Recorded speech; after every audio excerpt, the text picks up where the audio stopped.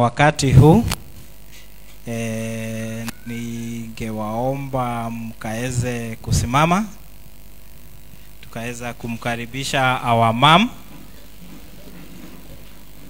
Tumchangie makofi anapokuja.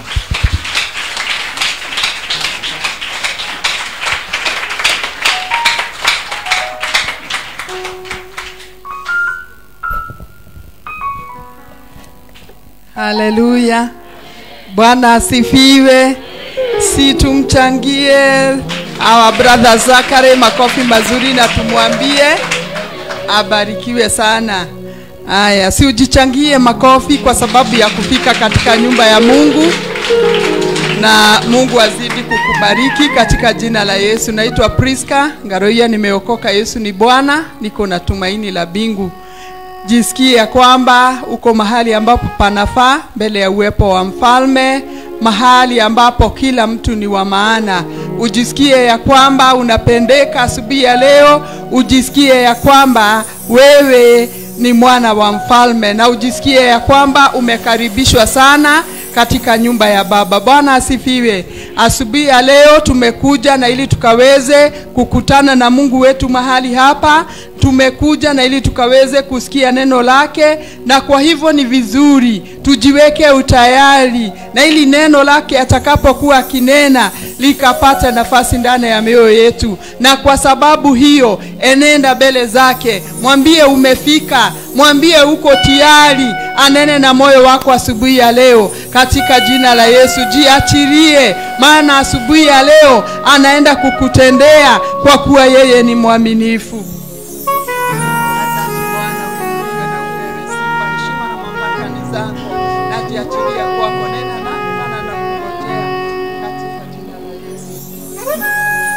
Baba na Mungu wetu, twaliheshimu na kuliinua jina lako. Asante kwa vile ulivyo mkuu, asante kwa vile ulivyo mwema. Uinuliwe na uheshimiwe. Twajiachiria mikononi mwako asubuhi ya leo, ukanene na mioyo yetu.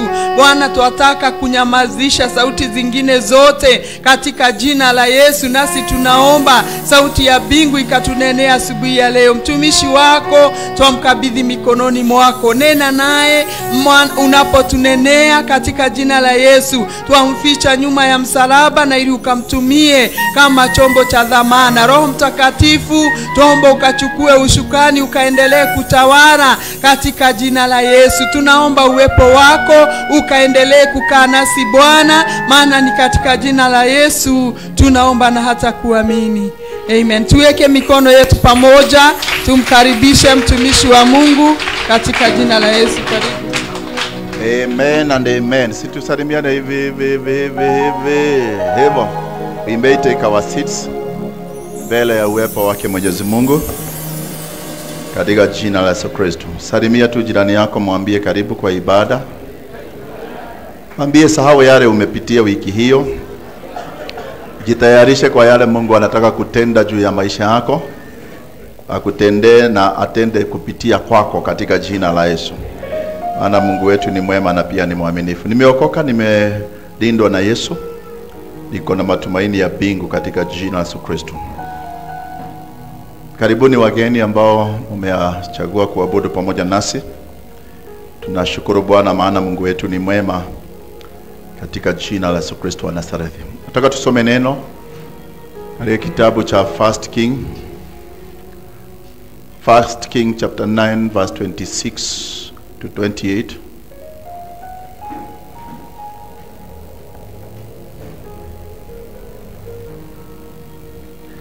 Lakini tunaweza anzia na 1 King.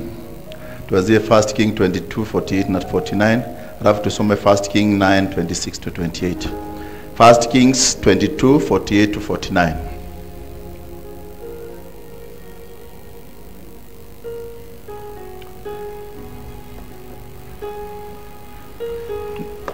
Naweza fungua Biblia yako, maana naona ya John ni kama imehata. Okay, tusome 1 2 3. Si tusome kama ilivyoandikika katika runinga. Yehoshafati akafanya merikebu yake Tarshish ziende Ofili kuchukua dhahabu, lakini hazikuenda kwa maana merikebu zilivunjika huko Esioni Geberi. Tusome katika First King chapter 9. First King chapter 9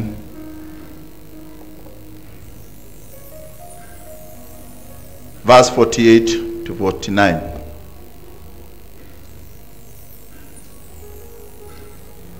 First King chapter 9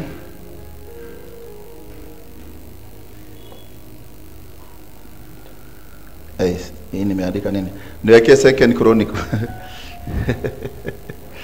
Sorry, Second Chronicle chapter 20. Sorry for that. Second Chronicle chapter 20 verse 35 to 37. Second Chronicle chapter 20 verse 35 to 37. Second Chronicle chapter 20 verse 35 to 37. Tunaweza kusoma katika jina la Kristo. Sorry for that. Okay, tusome 1 2 3. Psalm 1 2 3.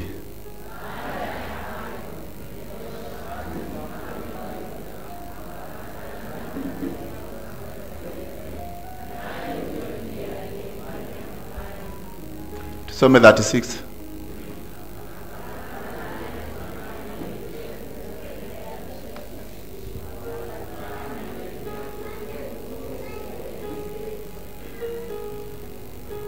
Tusome 37.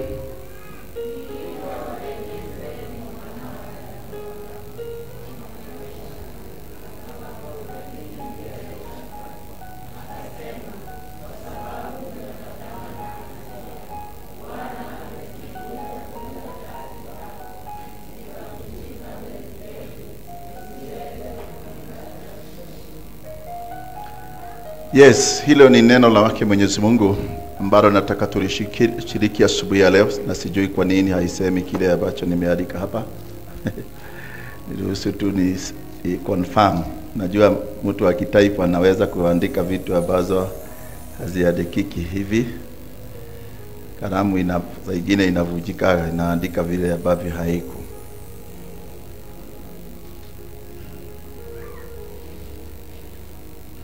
Oh yes, tusome First Kings chapter, tulisoma hiyo, nimesema chapter 9. Oh yes, chapter 9 verse 26. Tusome hapo kwa sababu ndio ujumbe wangu huko. First King chapter 9 verse 26 to 28.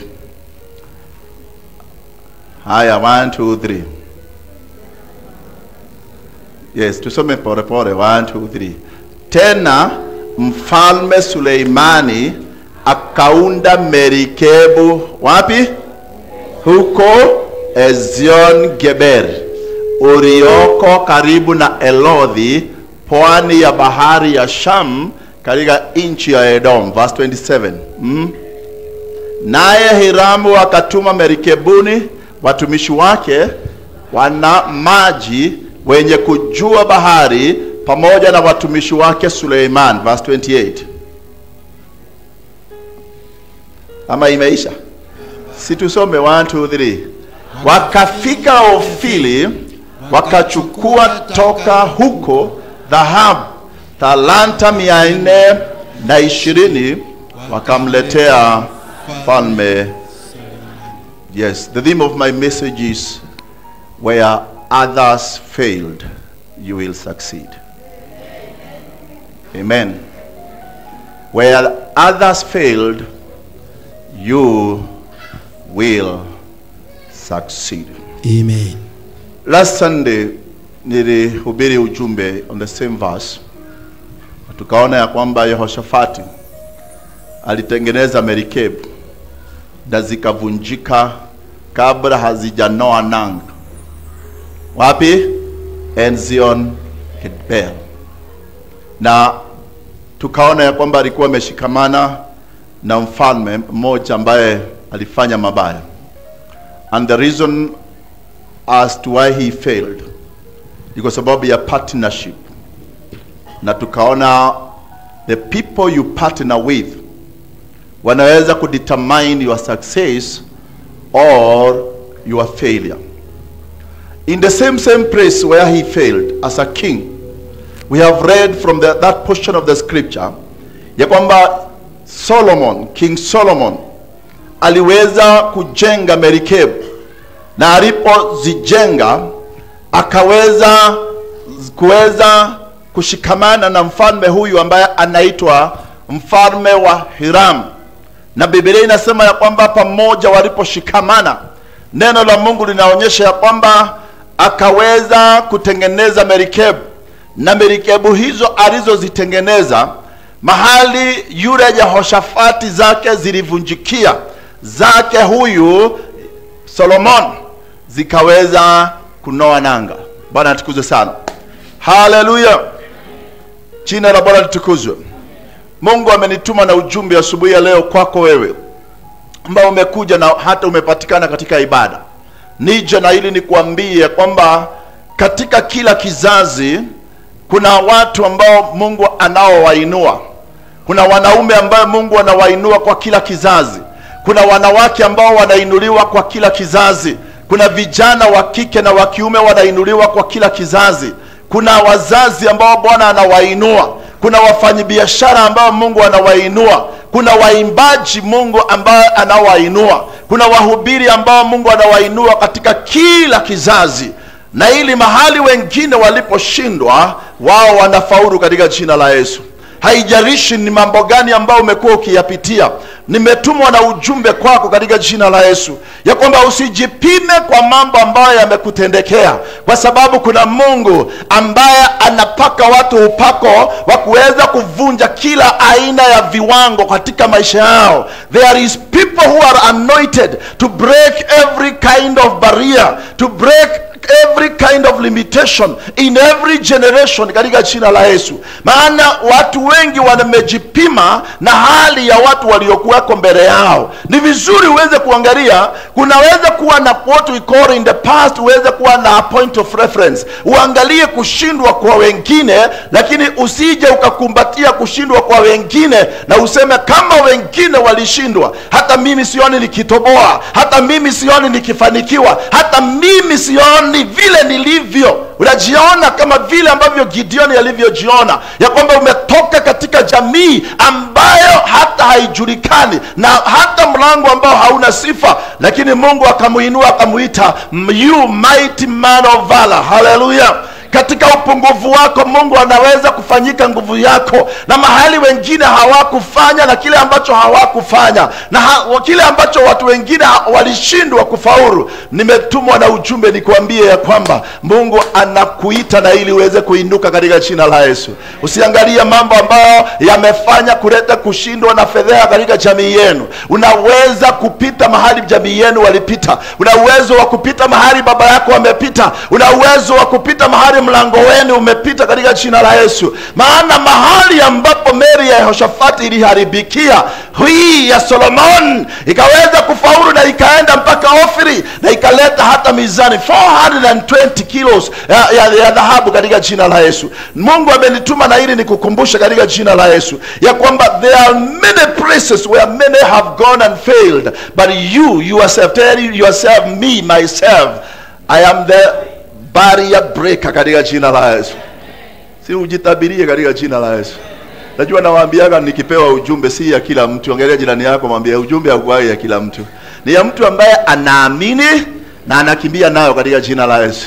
Maana ninanenea watu ambao wako hapa wamejipima na mambo ya kwao, wamejipima na mambo ya jamii yao, na haya mambo uliyojipima nayo nimetumwa na Mungu nikuambie usijitume na usijipime na mambo yaliyokutendekea ama yaliyotendekea waliokuweko mbele zako. Maana umeitwa na hata umeitwa na Mungu amekuleta usikize huu ujumbe. Mahali wengine walishindwa, mahali wengine hawakuweza, wewe utafaulu katika jina la Yesu. Mahali ya wengine waliona giza, ni wewe utakayeleta nuru katika jina la Yesu. Mahali wengine hawakufanikiwa, ni wewe utakayefanikiwa katika jina la Yesu.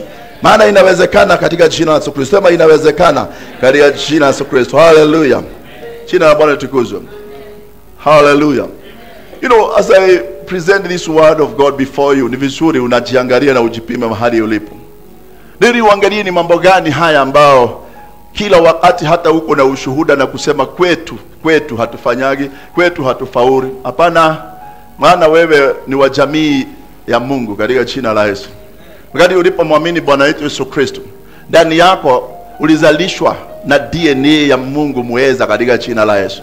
And the DNA that circulates through your life, si DNA ya kushindwa, ni DNA ya kuweza. DNA inayotembea ndani yako ni DNA iliyosema na iwe na ikawa. DNA ambayo iliita nuru na ikawa nuru katika jina la Yesu. DNA ambayo ilisema na maji yagawanyike na kuweza kuwa na mgawanyiko na ikawa hivyo katika jina la Yesu. Angalia jirani yako, mwambie hiyo ndio inatembea ndani yako, maana umezaliwa katika tumaini jipya ndani ya Kristo Yesu. Hallelujah. Mambo ambayo hukuwahi fikiria, na kutoka dakika hii nataka uanze kuota, ubadilishe maono yako na ndoto zako, uanze kuona mtu ambaye amesimama mbele ya Mungu mwenye uwezo wote, ambaye anaweza mambo yote katika jina la Yesu. Hii ndio iliyomfanya Paulo akaandika katika Wafilipi 4:13 akasema, ninayaweza mambo yote kupitia kwake Yesu anitiaye nguvu katika jina la Yesu Kristo. Hallelujah. Amen. Hallelujah. Tell your neighbor, where others failed, you will succeed. Nataka kila mmoja aanze kujitabiria jirani yake katika jina, na kama hasikii unasema where others failed, I will succeed in the mighty name of Jesus. Hebu sema, where others crossed and drowned, I will cross over katika jina la Yesu. Maana ni vizuri ujue si wote waliovuka ngambo hiyo, kuna waliojaribu, lakini nasema mahali walishindwa wakatubukia, wewe utavuka katika jina la Yesu. Hallelujah. Where others stood and fell, wewe utasimama na utafanikiwa katika jina la Yesu. Hallelujah. Where others tried to conquer but they were defeated, wewe mwenyewe utaweza kushinda katika jina la Yesu. Hallelujah. Where others failed as a result of fear, wewe utafanikiwa as a result of faith katika jina la Yesu. Where others were rejected, embrace the spirit and the favor of God upon your life, because you will be accepted in the mighty name of Jesus. Hallelujah. Where others talk defeat, you will declare victory katika jina la Yesu. Hallelujah. Sema, this is me in the mighty name of Jesus. Hallelujah. Hallelujah. Jina la Bwana litukuzwe. So allow me this morning to take you through some of the principles ambazo ziliweza kusaidia huyu mtu ambaye anaitwa Solomoni kushinda katika jina la Yesu Kristo. Hallelujah. Ni nini ambayo ilimsaidia Solomon kufaulu wakati ambapo Jehoshafati aliposhindwa? Hallelujah. What are some of the principles ambazo tunaweza kuziangalia katika jina la Yesu Kristo? Hallelujah. Amen. Number one, tunaona ni ya kwamba it is partnership with the right people. Number one is partnership with the right people. 1 King chapter 10 verse 22 inasema maneno haya. 1 King chapter 10 and verse 22. This is what the Bible says. The king had a fleet of trading ships at sea along with the ships of Hiram. Once every 3 years, it returned carrying gold, silver, ivory, and apes and baboons. Amen. Amen. Burisome tena 1, 2, 3. Naongea kuhusu kufaulu kwa Suleiman kama kushindwa kwa Yehoshafati. This as a result ya partnering with the wrong people. Kufanikiwa kwako na wewe kunafunganishwa na partnering with the right people. If you have the right people with you, the like-minded people, the people who shares the same values as yours, the same dreams and the same faith as yours, hallelujah, be sure ya kwamba utafanikiwa katika jina la Yesu. Kile ambacho kilifanya ushindi katika maisha ya Suleimani ni ya kwamba alishikamana na mfalme huyu anayeitwa mfalme Hiram. Jina la Bwana litukuzwe. Na Biblia inasema meli yake na zake ziliposhikana, maana hata mahali pengine tunaona ya kwamba aliyemsaidia kuleta hawa ambao wanaitwa mabaharia, wanaitwa mabaharia, nahodha, nahodha, waliomsaidia ni hawa mfalme huyu wa Hiram katika jina la Yesu. Na ninasema ya kwamba principle ambayo tunaweza kujifundisha kutoka mahali hapa ni ya kwamba success flows through partnership. Tell your neighbor, success. Principle that we can learn from this. Maana naongea kuhusu partnership with the right people. Hii ilimfanya huyu ambaye anaitwa Solomon kufaulu katika jina la Yesu. So the principle behind this verse ni ya kwamba success flows through partnership. Number one, ndio tunasema ya kwamba divine abundance often comes when you connect your wisdom with another person's experience. Huyu mtu aliweza kuunganisha hekima ya kibingu na ashikamana na huyu mfalme ambaye anaitwa Hiram. Na kile ambacho tunachokiona matokeo yake ni ya kwamba baada ya miaka mitatu hizi merikebu zilikuwa zinaenda Tarshish na zinaleta vitu kadhaa ambazo zimetajwa mahali hapa. Dhahabu na fedha na pembe za either ni za ndovu ama ni za nyati ama ni za nini, pembe, na Biblia inasema na nyani na hata tausi. These are the very rare species ya wanyama. And I remember in the late 90s, early 90s pale Nairobi Orphanage. Ukienda hapo Nairobi Orphanage, kulikuwa na a chimpanzee ambaye ilikuwa mahali hapo. Hata kuna hoteli ambayo imejengwa hapo. Ukienda hapo utakuta ya kwamba there is a monkey, a restaurant, na kuna jengo ambalo lilijengwa likaitanishwa na a certain chimpanzee ambaye ilikuwa ni kivutio cha wanadamu. Hiyo chimpanzee zilikuwa zimeletwa kama 3 kutoka nchi ya Congo, na unfortunately baada ya kukaa miaka kadhaa ilikufa. In the early 20s kutoka 20th ikakufa. Na hiyo ukienda mahali pale ilifanya hii orphanage ijulikane. Watu hawakuwa wanaenda kuona kitu kingine, ni hiyo. I used to visit there in 1989. nilikuwa nakaa hapo Karen. Nimeshawaambia hiyo story kila wakati nawaambia. Kwa hivyo nikiboeka sana, maana sikuwa nimeokoka, mimi nilikuwa naenda hapo na enjoy hiyo monkey. Ilikuwa ina vituko ya kila aina. So that chimpanzee hii kama hii ambayo tunaita ape, na ape iko na mawazo kama mwanadamu.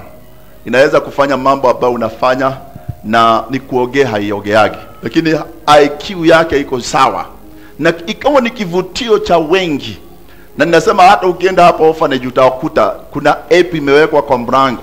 Hiyo ndio ilifanya Nairobi Orphanage ikajulikana. Na huyu mwanaume alizileta nyingi, na ukiona akizileta kwa sababu ni wanyama wacheshi, ni wanyama ambao IQ yao iko sawa, wanaweza kuburudisha wageni. Hata unaona ndege ambao alikuwa wakifahari pale, sio makuku, ni tausi. Sema tausi.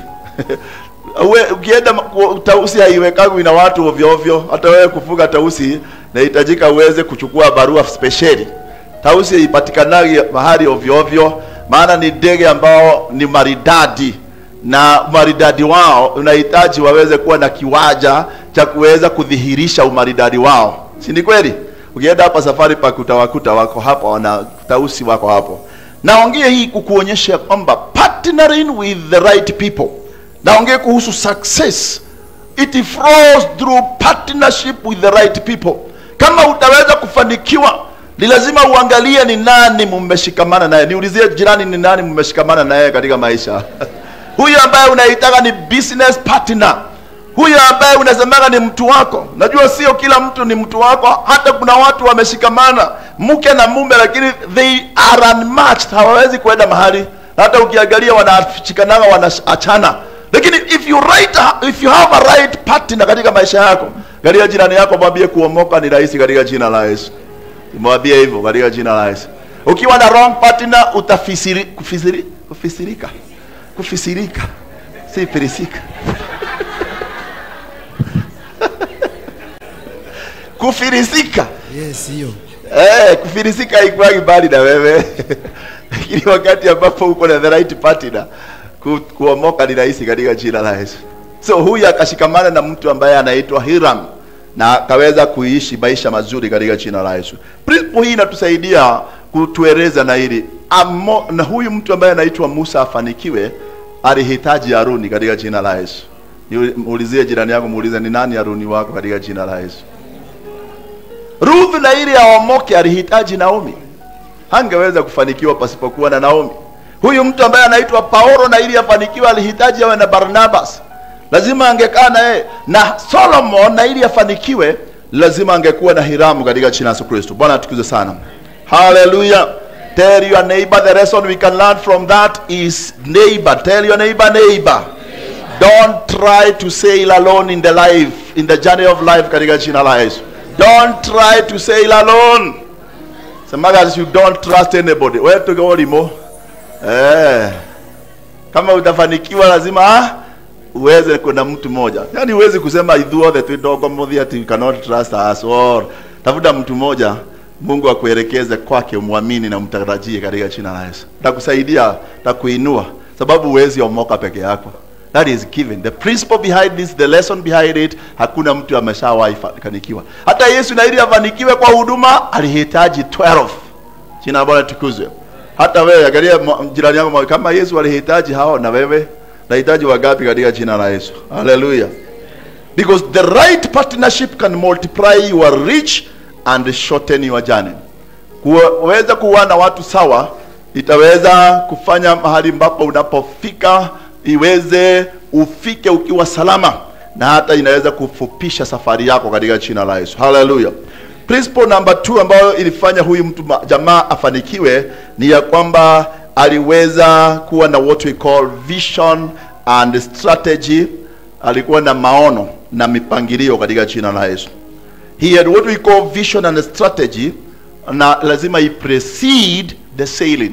Kama kuna kitangulizi ambacho kitastangulia kabla ya kuondoka kwako, kabla ya kunoa nanga hiyo yako, lazima uwe na what we call vision and strategy. So before Solomon's ships ever touched the water, there was a vision and a plan. Na huyu mtu ambaye tunavyoweza kuona ni ya kwamba he had a vision and a plan. The Bible says that in the book of Proverbs chapter 29 and verse 18. Proverbs 29 verse 18 inasema, where there is no vision, the people perish. Bwana atukuzwe sana. So Solomon's wisdom gave him strategic vision.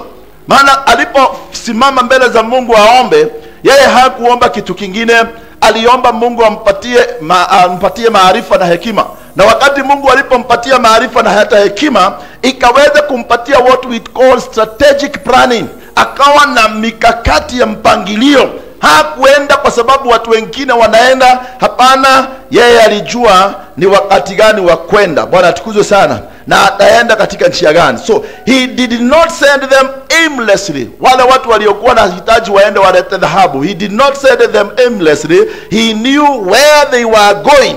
And where were they going? To Tarshish. Bwana atukuzwe sana. Na Tarshish was a place of variable trade and opportunity.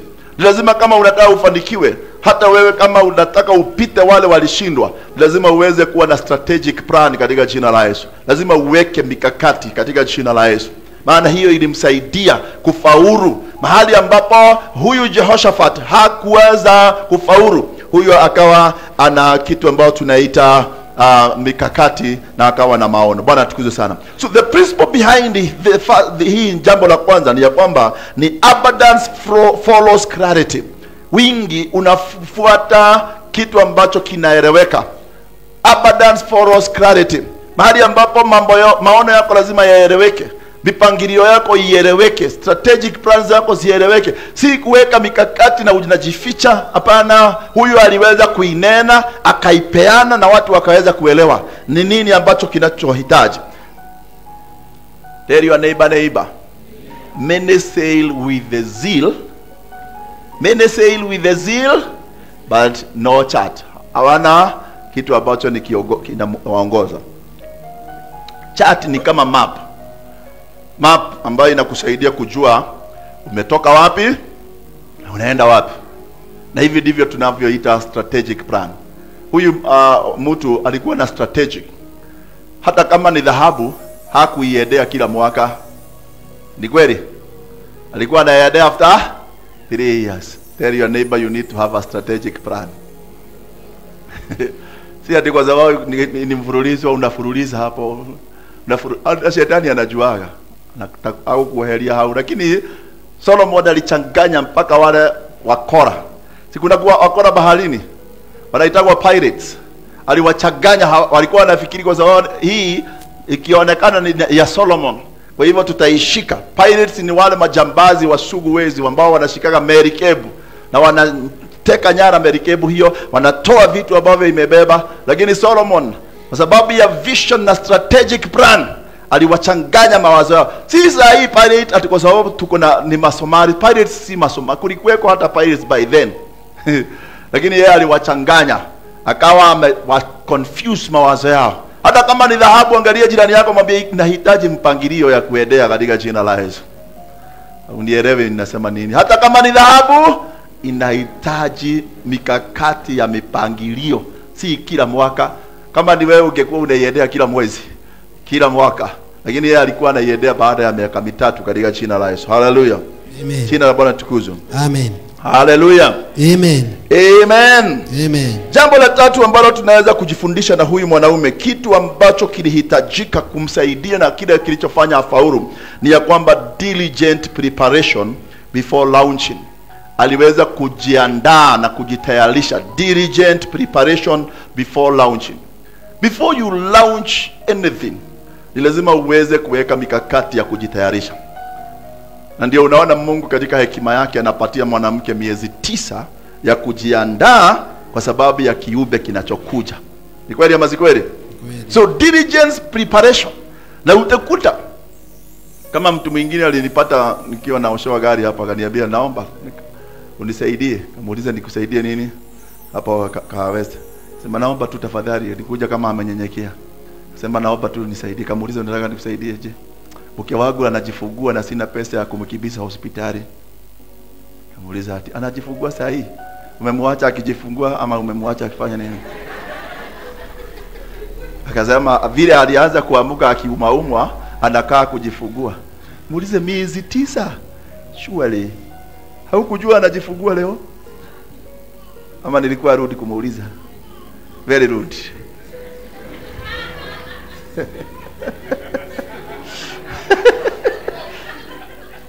Mwezi wa kwanza unaona inanenepa, wa pili inanenepa, ya tatu inanenepa, 9 unastukia akiumwa. Kaniambia hapana, sikuwa nafikiri anaweza kujifungua haraka hivyo. Hiyo ndio ikafanya hata nilimkemea, lakini nimsaidia. Kamuuliza sasa unahitaji pesa. Nataka ni taksi ya kumkibisha kahawa. Kahawa ni bure, wanajifungua bure, ni powder wanalipa. Oh. Kwa hivyo unataka nini? Gari tukutuk, pesa za tukutuk ya kumpeleka mahali pale. Nikampatia 1000, nikamwambia najua hii itakusaidia. Lakini next time kakikuja, hii ni wangapi? Ni wa kwanza. Akikuja wa pili, jiwekee mikakati vizuri. Usiende kibia kwa watu na utafanya huyo mtoto anayejifungua ama bibi akufe kwa sababu ya lack of planning. Nasema hivi, sababu Mungu anakupatia bibi na unaona anabeba, lazima ujipange.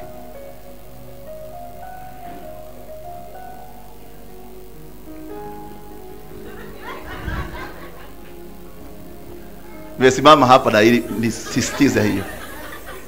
Wakati Priska alipobeba huyu, beba ya huyu, simama Mdhoni, simama. Simama haraka. Di wewe simama. Simame. This is my second born, third born. Actually this is my third born. Isn't it? Kwani unataka niseme? Kaa chini. Huyu alipobeba huyu, akafika karibu kujifungua. Na nikaanza kuona tabia za kujifungua, si kuwa na kitu.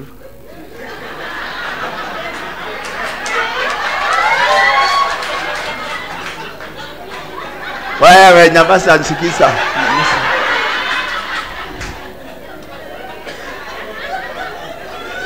Sasa mimi nilikuwa mshirika tu, sema mshirika tu. Sasa nashindwa niambie pastor anisaidie ama afanye nini. By then pastor wangu alikuwa ni bishop, alikuwa anaitwa pastor. By then hakuwa hata reverend, pastor bishop Gwedi alikuwa pastor. Na sio nimwambie ama nisimwambie. Lakini preparation ikaigia haraka. Mimi haikuwa ya bishop ni yangu. Lazima nijiandae na ni come up na plan B. So kwa kanisa hapo, maana tulikuwa 1 year old mahali ambapo tulikuwa tumeenda hapa kwa Kanolero. Hatukuwa na choo, ilikuwa imejengwa, ilikuwa imejaa. Na ikatagazwa kanisani na mtangazaji kasema tunataka kuchimba choo futi 10. Nani atajitayarisha? Sasa mimi nasema nani atatuchibia? Sasa mimi nikasema nikisema naweza kuaibika kuchimba choo. Sio mimi. Sasa mimi nilisema baada ya haya matangazo kwa ofisi nikawa wa kwanza nikasema nitachimba. Na ndio nilipata huyu, tukapata pesa ya kutoa. Huyu alitolewa na pesa ya choo huyu kanisa. Nilichimba choo maana lazima ningepewa down payment. Nilipewa 5,000 maana choo ilikuwa 10,000. Futi 10 ni 10,000. Budget niliwauliza budget yenu ni ngapi? 10,000. Gawaambia bas give me deposit. Sasa ile nachimba choo, huyu anajifungua, huyu akazaliwa. Wala tukuza zala. Lazima uwe na mikakati. Maana baada ya siku 3 nilikuwa nimechimba hiyo choo, nimemaliza na nikapewa balance ya 5,000. Na tukakula na tukakunywa. Kama ungekuja ungesema huyu ni mdosi na hapa sawa. Kwa hivyo lazima kuwe na mikakati. Na ndio nasema mambo mengine I was ready hata niende ni bebe pale Kahawa West. Unajua gari ikifika, matatu ikifika, kuna watu wanabebeana mizigo. I was ready maana ni mahali uchumi ilikuwa imenifikisha. So nataka kusema hivi, kuna mambo ambayo yanatendeka katika maisha yetu, na kama haya ambayo tunaita diligent preparation and launching, proceed launching. Lazima uwe na matayarisho na mambo kama hayo katika jina la Yesu Kristo. Na hivi ndivyo ambavyo tunahitajika. Huyu mwenyewe alijitayarisha. Na Biblia inasema katika Proverbs 24 and verse 27. Proverbs 24 verse 27. Najua unaweza kuona mtu na masuti hapa unafikiri kama alitoka biguni na masuti. Haujui tumehaso. Haujui tumepitia. Na ili Bwana alitayarisha nikuambie hivi, unahitajika ujipange na ujitayarishe. Na utumie every opportunity ambayo itakuja katika jina la Yesu. Jesi mwana ni awaso. Najua hata Jesi kuna siku nilipea kazi ya kuchimba choo. Ni kweli? Wakiwa na Sankale huyu wanaona hapa. Sisemi hivi kuaibisha, lakini kwa sababu uchumi ilikuwa chini na sio choo yangu, lakini ile kazi ilipatikana ilikuwa hiyo. Si mlipata pesa? Mbona alilide? Walipata pesa na Sankale na wakachimba na ikawa sawa katika jina la Yesu. Angalia jirani yako, mwambie usiaibike kujitayarisha. Usiaibike katika matayari. So Proverbs 24:27 nasema aje? Tengeneza kazi yako huko nje. Jifanyizie kazi yako tayari shambani. Ukiisha sasa jenga nyumba yako. Tusome kwa Kiingereza inazamaga vizuri. Put your outdoor work in order and get your fields ready.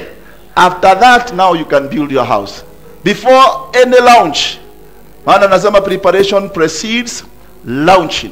Ngalia jirani yako, mwambie wewe fakage. Unaambia ujipage na huko na ili ukuje ujenge Amen. Bado tuko rohoni katika jina la Yesu. Amen. Bado tuko sawa. Kwa hivyo yeye alijipanga na akatayarisha mambo yake na huko. Because many people expect abundance but they skip preparation.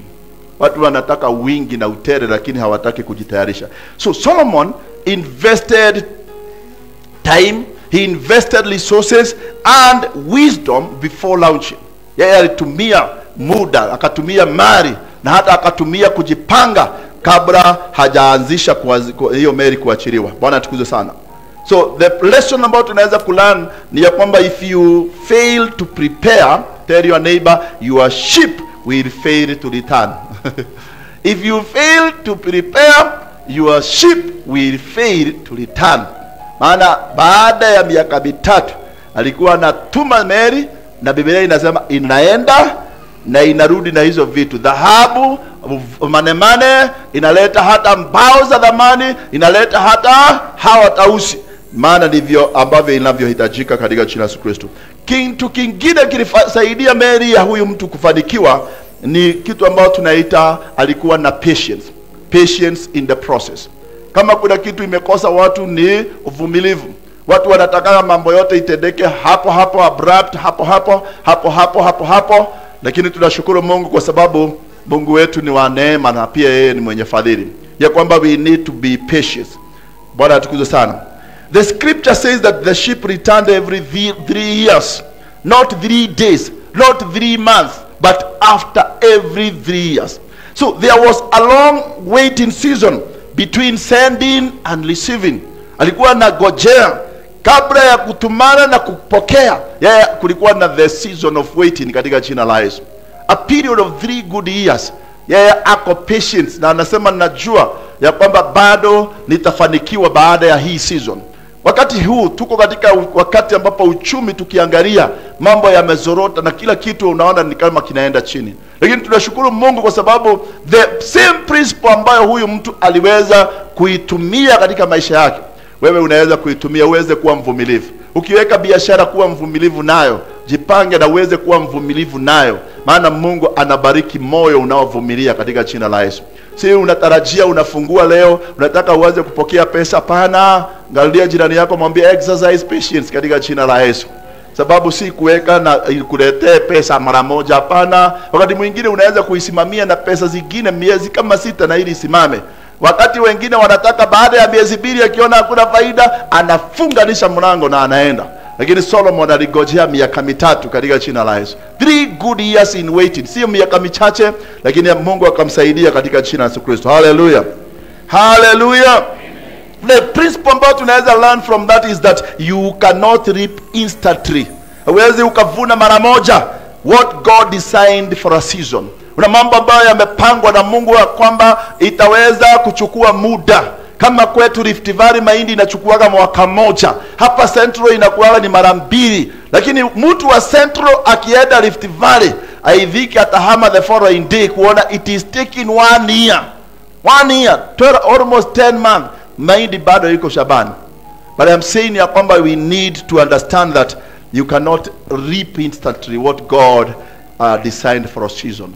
Maana kuna kimera, kuna hiyo tunaita kimera season. Kwa every season kuna kitu ambacho watu wanatarajia. Lakini yake Solomon aliweza kuwa mvumilivu. Bwana atukuze sana. Tell your neighbor, don't give up too soon. Because if you sow today and expect the harvest tomorrow, wewe utahata. Lazima ujue kwamba there are season. Na Mungu alisema lazima kuwe na season. Ukisoma katika kitabu cha Genesis chapter 8 and verse 22, unaweza kuona Mungu akimwambia Noah. After Noah stepped out of the ark. Haya ndio yalikuwa maneno ya kwanza Mungu kumwambia. Genesis chapter 8 verse 22. Alimwambia maneno haya katika jina la Yesu Kristo. 1 2 3 tusome. Muda nchi idumupo, majira ya kupanda na mavuno, wakati wa baridi na wakati wa hari, wakati wa kaskazi na wakati wa kusi, mchana na usiku havitakoma. Hebu tusome na Kiingereza 1 2 3. As long as the earth endures.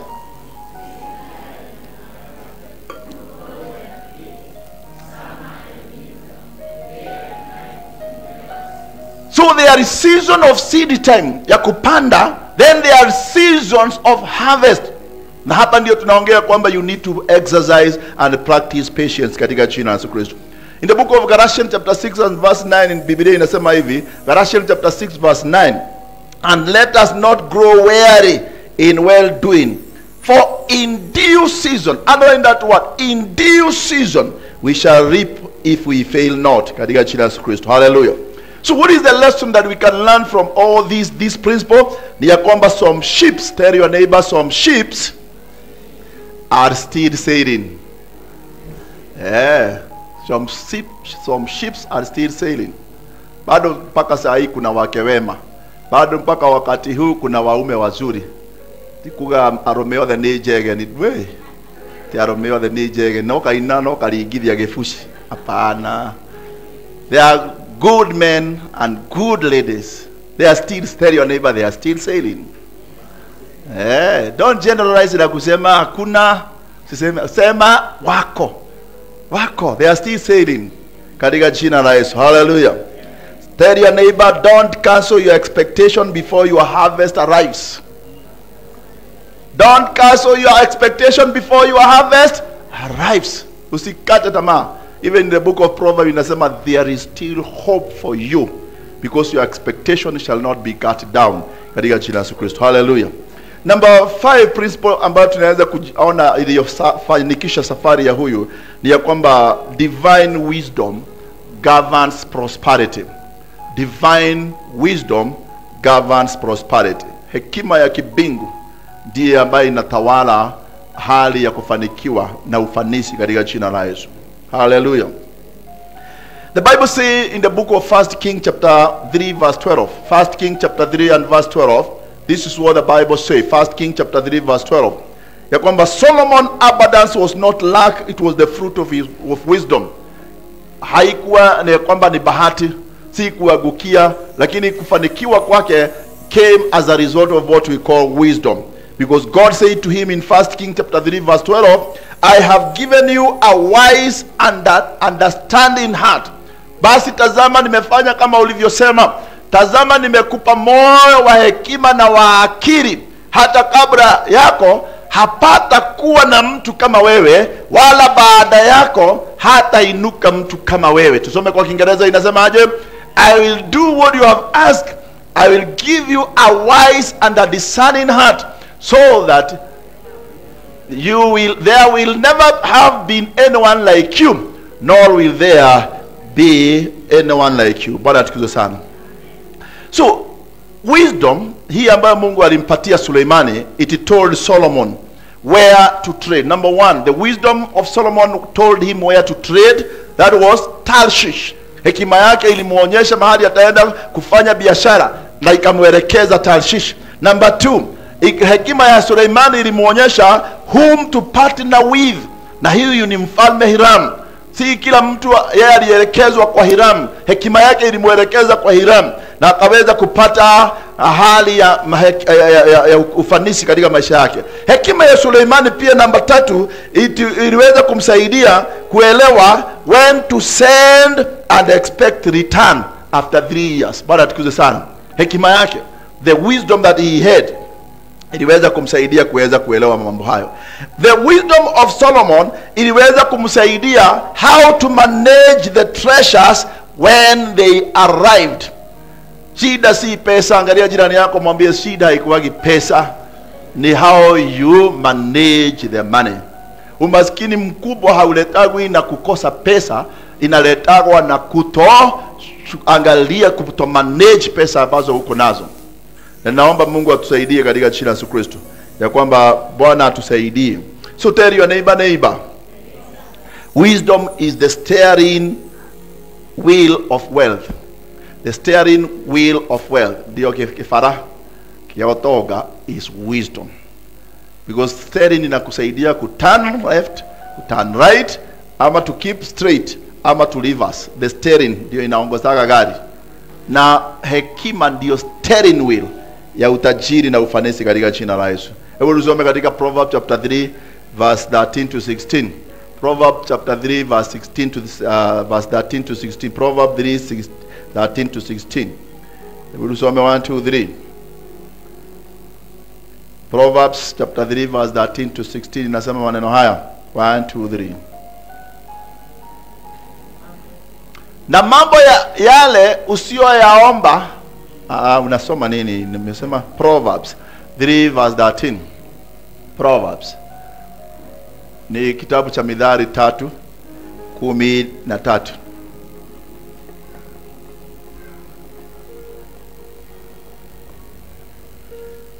John, simu yako nini yako imehama? Imegoma. Tusome 1 2 3. Ele mtu yule aonaye hekima na mtu yule apataye ufahamu. Blessed are those who find wisdom, those who gain understanding. Verse 14. Maana biashara yake ni bora kuliko biashara ya fedha, na faida yake ni nyingi kuliko dhahabu safi. For she is more profitable than silver and gold. Some. Nothing you desire can compare with her. Verse 15. Yeye ana thamani kuliko marijani, wala vyote uvitamanivyo havilingani naye. Verse 16. Tunapomalizia. 1, 2, 3. Ana wingi wa siku katika mkono wake wa kuume. Nani? Ni nani ako na wingi? Huyo hekima. Hekima ni mtu. Na hekima in this phrase ni Yesu Kristo katika jina la Yesu. Biblia inasema ya kwamba Yesu ndiye chanzo cha hekima. Na kama unataka kuwa na hekima, wisdom, the beginning of wisdom is the fear of God katika jina la Yesu Kristo. So wisdom is Jesus Christ himself. Ana wingi wa siku katika mkono wake wa kuume, na utajiri na heshima katika mkono wake wa kushoto. I am saying that hekima ndio ambaye inaongoza. Wisdom is the steering wheel of wealth. So the lesson ambayo tunaweza kulearn ni ya kwamba you need to ask God for wisdom before you ask for wealth. Watu wengi wanakimbiliaga kuomba Mungu pesa, lakini hawaombi hekima na maarifa ya kumanage hizo pesa. Tell your neighbor, reverse that order. Kabla hujaomba pesa, omba hekima ya kumanage hizo pesa. Na waambiaga hapa, hata imeandikika katika Biblia, usiombe utajiri alafu ukomee hapo. Usiseme Bwana nipatie utajiri. Mungu anasikiaga na anaheshimu maombi hayo.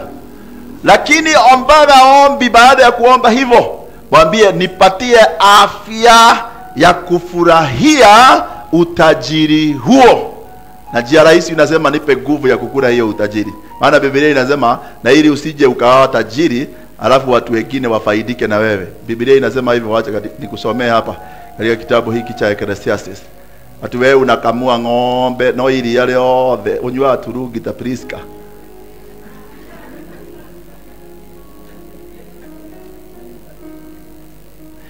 Tusome katika Ecclesiastes chapter 6.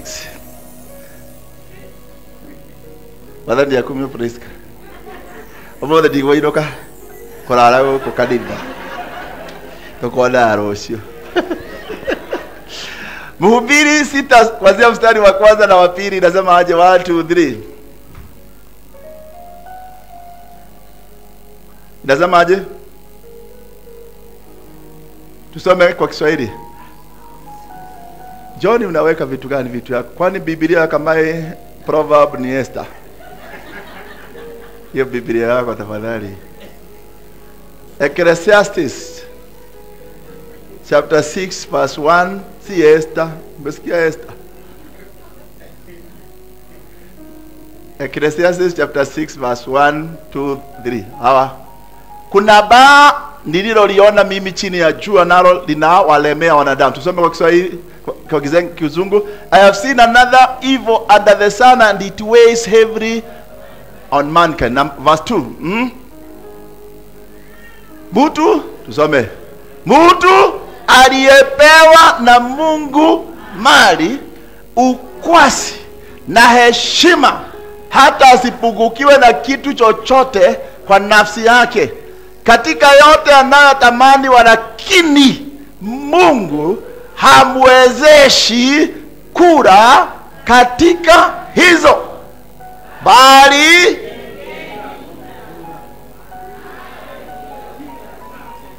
garia jirani yako wewe, mwile wewe sio bage tu tajiriki ati uomoke. Maombi isiishage hapo.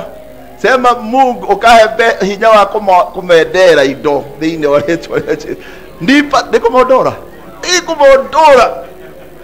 Sababu watu wengi saa hii wako Heaven's Gate, wanaomba Mungu awapatie utajiri, na maombi yao inaishiaga hapo, na wanapewa, wanaomoka. Lakini ukienda kwao, maziwa inakunyiwa na wageni, koko na chocolate ni wageni,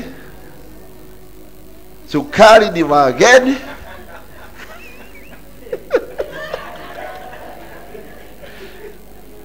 Wala nikuze zala.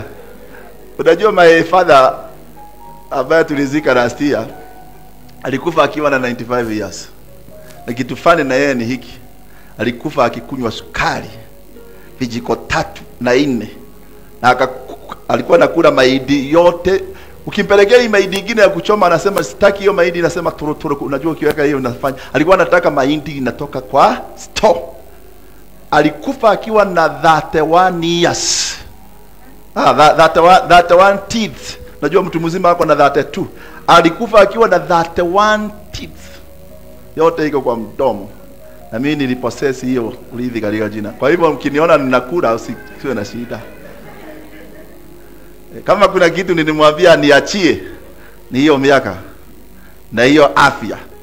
Na nilipokea bila kwa hivyo Priska, ile kitu ukuli mimi nakula, nitakula nikule. Sasa nilirithi baba yako, ulirithi wa kukula vitu yote. Baba yake huyu alikuwa anasema vitu soda. Alikuwa anatamani soda. Uniletee hiyo soda ya Abra Current. Na ile soda daktari wanasema msikunywe. Alikunywa to the last day. Kwa ananiambia nipeleke, nampeleka pale, nipeleke out. Anakula nyama hiyo ya mudhiororoko, anakula. Yeye alikuwa na enjoy life na alikufa akiwa ame enjoy life to the fullest. And that is my portion katika jina la Yesu. May that be your portion katika jina la Yesu. Si kutafuta alafu sukari ni ya wageni, chai ni ya wageni. Tafadhali katika jirani yako ucio ni mundu wahoire indo kia kuhoya hinya wa kuria. Ongeza katika jirani yako, mwambie ongeza maombi katika jina la Yesu. Josephat, upate mali na upate nguvu ya kumodora ido.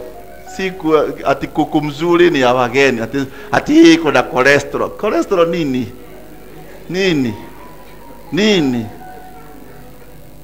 Na mimi sikani mambo ya daktari. Nyinyi sikizeni daktari na mimi nasikiza Mungu. Nipatie mali na nguvu ya kufurahia. Ndiko tile kitu kigake na none mugeni itagukenerera. Kiwekeo kwa meza ni mimi wa kwanza kukula na kukunywa. And that is my portion katika jina la Yesu. Sinimaliza kwa kusema hivi. Maisha yalifanikiwa, yani maisha Solomoni alifanikiwa kwa sababu ya kitu ambacho tunaita ya principle ambayo ni ya 6, ni ya kwamba risk, tunasema tahadhari. Risk, unachukua risk ama you take risk guided by faith. Tell your neighbor, take risk while you are guided by faith katika jina la Yesu Kristo. So ships symbolizes what we call ventures that face winds. Ni unachukua hatua ambazo zinakaribiana na upepo na dhoruba. The ventures that face winds, they face storms and uncertainties. Maana merikebu ikiachiliwa iko na mambo mengi ambayo itakutana nayo kwenye bahari. Lakini Suleimani hakuna hata wakati aliweza kuacha kuziachilia kwa sababu kuna dhoruba na hata kuna upepo. Aliachilia kwa imani na akaweza kurisk. Kwa sababu uangalia jirani yako, mwambie the poorest people in the world are the people who fear to risk, while the richest people in the world are the people who take risk. Huko sikia nimesema nini? Kama umesikia pia jirani yako vile nimesema.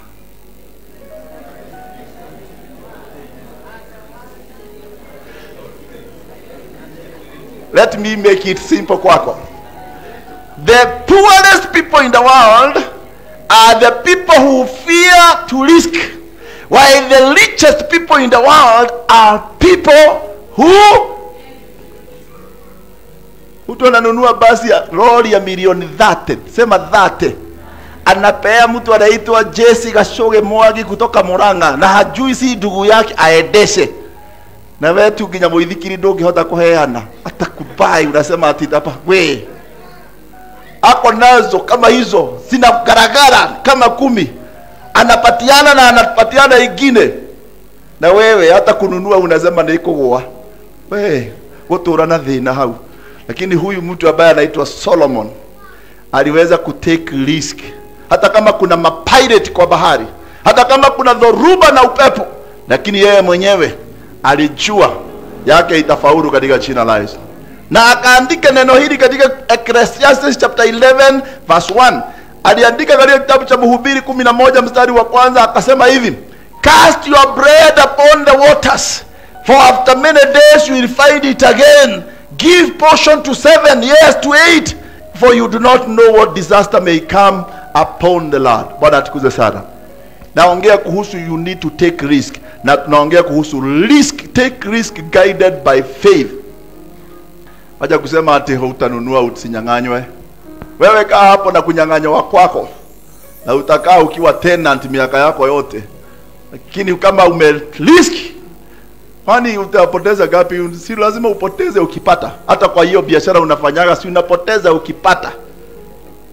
Sisi tanunua wewe gutura kwanyu noti gwaku. Bara leo muliganete bara ni unataka kuthi gwaku, kama unataka kwenda kwako risk kununua. Si kushida hapa ukisema ati watu wananyang'anywa. Wewe utashida hapa na kunyang'anywa. Life is all about taking risk. Na hapa anasema ya kwamba cast your bread upon the watu sahihi wale wameomoka. I wish sijui ameenda wapi. Anaweza kukuambia hapo bypass. Hawa watu wameomoka kwa sababu walinunua mashamba kitambo, hawakujua bypass itapita. Sasa hii kaproti ya 40 by 8 40 hii ama 50 by 100 unasikia ni milioni 30. Na kikanunua kalikuwa pesa kidogo sana. Na ndio tunataka kusema ya kwamba saa hii kile ambacho unakosa na unahofia kurisk next 10 years to come hautaamini. Na hapo ndio watu wengi wameomoka na wametajirika. Ukisema ya kwamba wameabudu shetani, si shetani, ni kile walicho risk 10 years ago. Saa hii akikiuza the value has appreciated, hata uza vile alivyonunua. Ni kweli ama si kweli? Lakini ukimuona anaendesha unasema hawa, huyu alienda kwa shetani. Huyu alienda kwa shetani. Huyu alienda. Mimi nawaambia ukweli, mambo mengine unaweza kuona kama ni story. Kuna watu huko ninakaaga hawawezi nisalimia. Si kwa sababu ya kitu kingine, maana hao walinipatia kibarua, walinijua kama sina. Sasa wanakuona ukiendesha wanashidagwa, wewe ulitoa gari wapi? Ulitoa gari wapi? Hawawezi kutusalimia kabisa, wanasema kwanza kuna wakati msichana wangu walipotea 2004 akapotea. Wanasemaga walisema nilimuuza. Tulimuuza kwa shaitani tukapata pesa by then. Yaani kuna watu wako na ujinga kiwango ya kwamba they don't take risk. Na wanasemaga ya kwamba chochote kile huko nacho ni shaitani wao. Leo shemuliganete, si shetani hana chake. Hata yeye mwenyewe sio wake. Si yeye ni kiumbe cha Mungu. Mungu ndiye hutajirisha. Maana Biblia inasema ya kwamba it is God who gives us the power to make wealth katika jina la Yesu. So angalia jirani yako mwambie take risk katika jina la Yesu. Hallelujah. Wacha nifikisha hapo, maana Mungu wetu ni mwema katika jina la Yesu Kristo. Nataka tusimame kwenye miguu yetu. Ningekupatia ya 7 ambayo tunasema multiplication through diversity. You need to understand there is multiplication through diversity. Na ukisoma hiyo tumesoma katika 1 King chapter 10 verse 22. The ships return not just with gold but also silver, ivory, apes and peacocks. Galia jirani yako mwambie weka pesa yako kwingi. Weka kwa share, ziweke kwa Dr. Ken anaweza kutusaidia, ziweke wapi kwingine? Sio brought tu, hata kwa share ziweke. Bwana tukuze sana. Maana ukiziweka hivyo zitaleta variety. Nasema there is what we call multiplication from diversity. Alileta apes akaziuza, akaleta tausi akaziuza, akaleta gold akaziuza. Kwa hivyo wewe mwangalia jirani yako mwambie usiangalie mahali moja. Angalia hivyo. Usiangalie tu mahali moja. Kwa nini amwabiani seriously? Unajiongeleza. Usiangalie mahali moja. Imesema cast your bread upon many waters. Jina Bwana tukuzwe. Ukiweka kwa hapa unaweka hapa, unaweka hapo, na hiyo ndio ilifanya. Aliweza kuwa there is what we call multiplication in diversity. Nataka tusimame mbele za Bwana tumwambie Bwana, hekima ya Suleiman. Naomba Bwana hata kama hata tupatia hekima ya Suleimani, atupatie hekima ya Mungu, ya hekima yake katika jina la Yesu. Nataka tuende mbele za Bwana tumwambie Bwana tunakushukuru because I am going to succeed. We want to make some declaration ya kwamba mahali wengine hawakufaulu katika jina la Yesu Kristo. Hebu tuweze kufanya these 5 prophetic declaration katika jina la Yesu. Are you ready? Hebu sema my ships will not sink where they sail and return full. My efforts will not be wasted because abundance is coming back to me. I will walk in divine wisdom and direction. Declaration number 4 ni ya kwamba I will not faint during the waiting season. The last declaration ni ya kwamba I will return with testimonies of overflow. In the mighty name of Jesus, go before the presence of the Lord. Mwambie Bwana, where others failed,